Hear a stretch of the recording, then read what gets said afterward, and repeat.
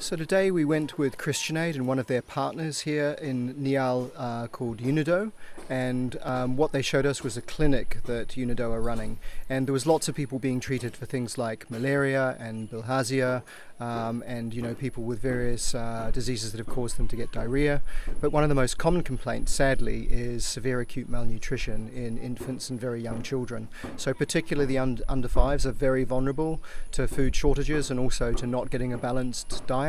And although there is a food distribution here in the Nial area with about 50,000 people receiving food, we do keep meeting people who are not on that register, including some of the women today who had brought their children into the clinic. And the children were visibly very thin, but it's incredibly quick and easy to get a very rapid assessment of whether they're severely malnourished.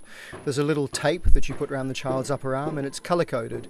And so if when you wrap the tape around the arm, it's under 11 centimeters, then it'll be red. It'll show the color will show up as red, and that means that there's a good reason to think that that child is severely acutely malnourished. And once they've done that, then they weigh and measure them, compare it to height for weight charts. They can get a slightly better assessment that way.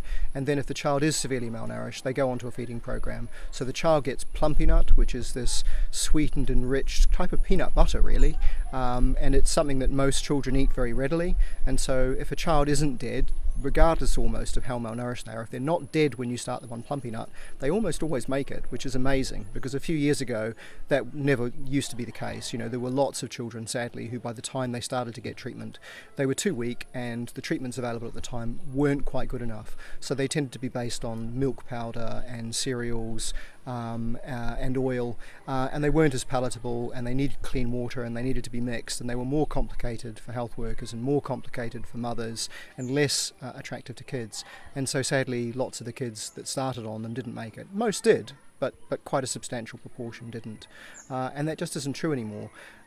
So that's huge progress, but it's still incredibly sad to be in this clinic where you are surrounded by very young children who are severely malnourished, and part of the issue is that the conflict has meant people have lost access to their traditional livelihoods. They've lost their cattle, they've lost their goats, they've lost their fishing nets, they've lost their crops, and the WFP is doing a great job with large-scale food distributions, but sadly not everybody is registered for those distributions. It's quite a slow and complicated business getting those registers right to make sure you are feeding all the people you should be feeding, because the populations are still moving all the time. And so we heard lots of people who'd arrived more recently weren't getting the ration, and it was some of their children in particular who were vulnerable to becoming malnourished. So there is real progress, but sadly there's still also real need here, and I really do hope that we will be able to find ourselves in a position at some point in the future where the DECC's members and maybe the DECC itself can do more to help people here.